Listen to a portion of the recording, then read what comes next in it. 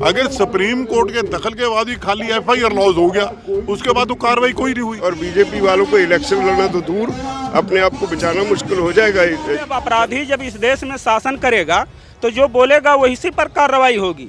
हम अभी इस वक्त जंतर मंतर पे हैं। लगभग 1 महीने से ये यहीं पे बैठे हुए हैं। इतनी ज़्यादा गर्मी है और ये लगातार यहाँ पे बैठे हुए हैं, धरना प्रदर्शन। काफ़ी लोग इनके साथ आ रहे हैं, जुड़ रहे हैं, इनका समर्थन दे रहे हैं। क्या लगता है कब तक ये आंदोलन जारी रहेगा? ये आंदोलन है जब कोई ऐसी बात होती है जिससे किसी की भावनाएं आहत होती है।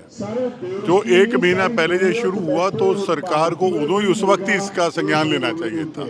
2024 का इलेक्शन इस धरना पे प्रभाव करेगा? बिल्कुल प्रभावित करेगा, क्योंकि हरेक ਇੱਜ਼ਤ ਦਾ ਸਵਾਲ ਹੈ। ਵੋਟ ਦੇਣਾ ਲੋਕਾਂ ਨੇ ਜਿਹੜਾ ਵੋਟ ਦੇ ਕੇ ਸਰਕਾਰ ਚੁਣਨੀ ਆ, ਸਰਕਾਰ ਰੱਖਿਆ ਵਾਸਤੇ ਹੁੰਦੀ ਹੈ, ਨਾ ਕਿ ਲੋਕਾਂ ਦੀ ਇੱਜ਼ਤ ਲੁੱਟਣ ਵਾਸਤੇ। ਤੇ ਜੇ ਇਦਾਂ ਕਰਨਗੇ, ਇਹ ਧਰਨਾ ਲੰਬਾ ਜਿੰਨਾ ਜਾਂਦਾ ਜਾਊਗਾ ਤਾਂ बीजेपी ਦਾ ਜਿਹੜੀ ਉਹ ਬਿल्कुल स्पष्ट हारूगी। अगर उसको सरकार प्रोटेक्शन देगी, उसके फिर लोगों का विश्वास उठता जाएगा भी इसमें कोई ना कोई गलत है। अपराधी जब इस देश में शासन करेगा तो जो बोलेगा वो इसी पर कार्रवाई होगी। अगर अभी उन्होंने कहा भी मैं नार्को टेस्ट के लिए तैयार हूँ, तो वो लड़कियां भी कह रही हैं भी ठीक है, हम भी ये लाइव होना चाहिए सारा कुछ, तो हम भी उसके लिए तैयार हैं। नार्को टेस्ट होना चाहिए ताकि दूध का दूध पानी का पानी हो सके। ये धरना कब तक जारी रहेगा, क्या कुछ लगता है?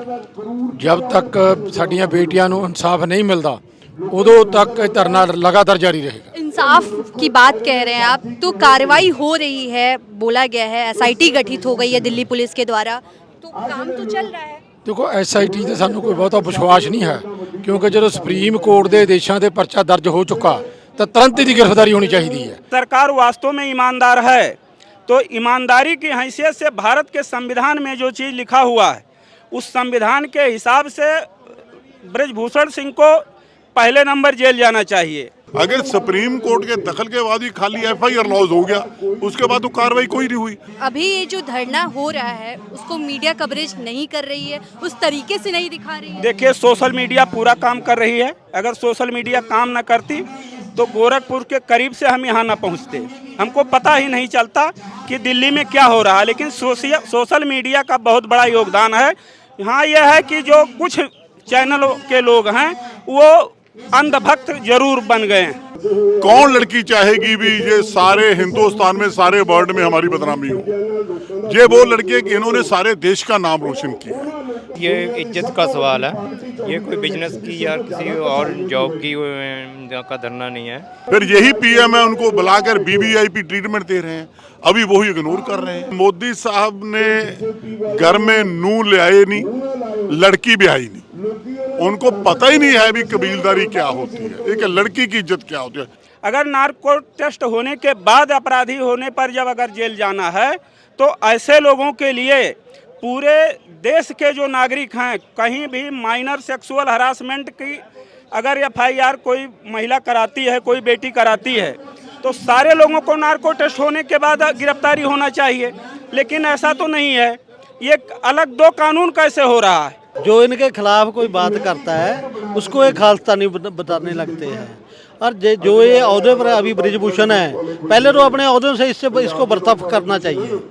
हम लोगों का तो मानना यह है कि हम पूरे तरीके से इसके विरोध में हैं कि ऐसा नहीं होना चाहिए, लेकिन वो गलत किया है, अपराधी निश्चित रूप से है। इसलिए यहाँ हमारी बेटियों ने भी उनके चुनौती को स्वीकार किया है कि नार्को टेस्ट हो, लेकिन ईमानदारी से सार्वजनिक रूप से उस बात को किया जाना चाहिए। ऐसा ना हो कि सरकार के दबाव में वो अधिकारी झूठा साबित कर दें। तो दिल्ली पुलिस ने SIT गठित कर ली है, कार्रवाई चल रहा है ब्रिजभूषण के खिलाफ, ऐसा बोला जा रहा है, या SIT गठित हुई है तो कार्रवाई हो रही है, तो फिर ये धरना क्यों?